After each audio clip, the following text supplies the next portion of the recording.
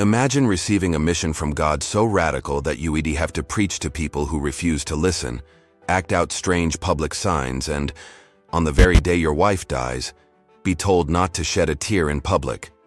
Who would do that?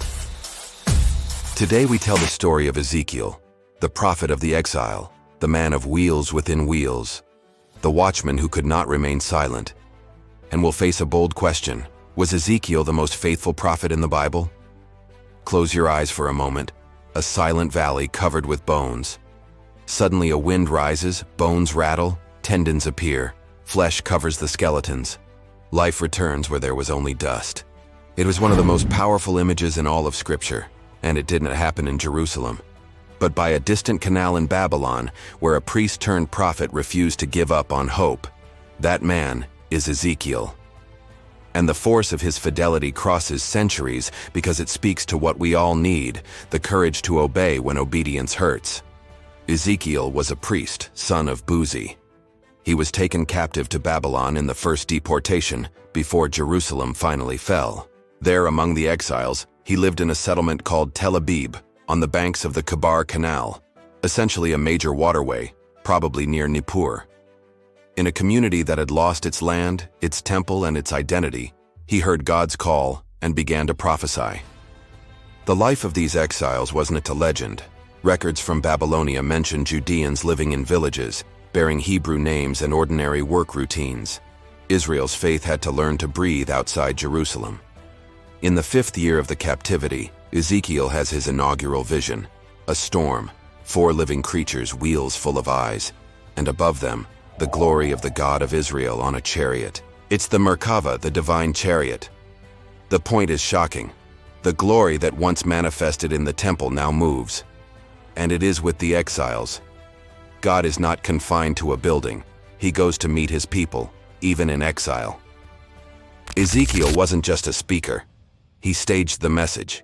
He was made a watchman for Israel, a spiritual sentinel who had to sound the alarm no matter the cost.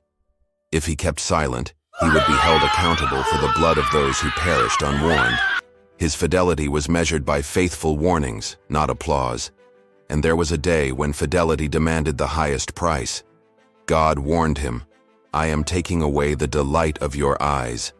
His wife would die, and he was not to perform public mourning, a sign hard as stone that Jerusalem and the temple, the nation's delight of the eyes, would be destroyed, with no time for comforting rituals.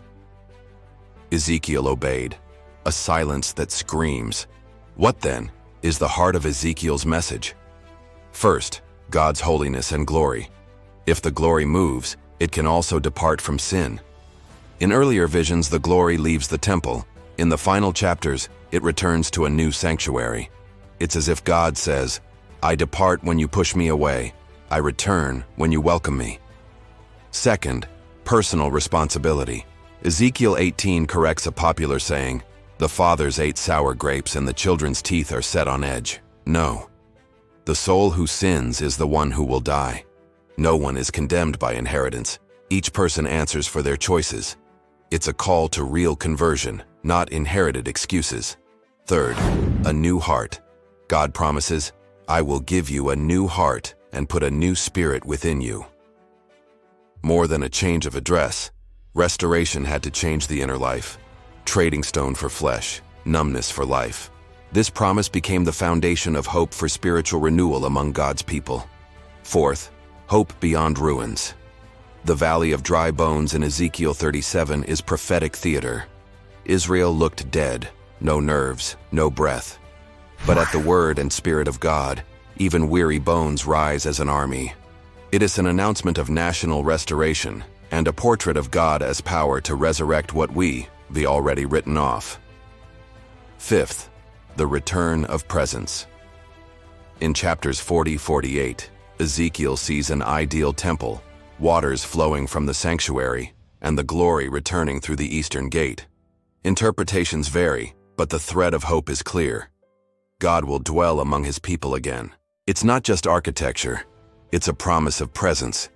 If this journey is resonating with you, take a moment, show your support, and keep this message reaching more people. Now let's return to the question that won't go away. Was Ezekiel the most faithful prophet in the Bible? How do you measure faithfulness? By results. Jeremiah preached for decades and was rejected. Daniel was promoted within an empire. Hosea loved an unfaithful woman to act out God's love. Each obeyed his calling. But in Ezekiel, faithfulness takes on embodied contours, extreme acts, imposed silence, messages hard to swallow. He didn't negotiate truth to please nostalgic exiles, nor did he lose hope when everything smelled like the end of the line. Maybe we can't crown a single most faithful, but it's fair to say, few prophets lived obedience as radically as Ezekiel. He spoke, kept silence, wept on the inside, and stood on the wall as a watchman to the end.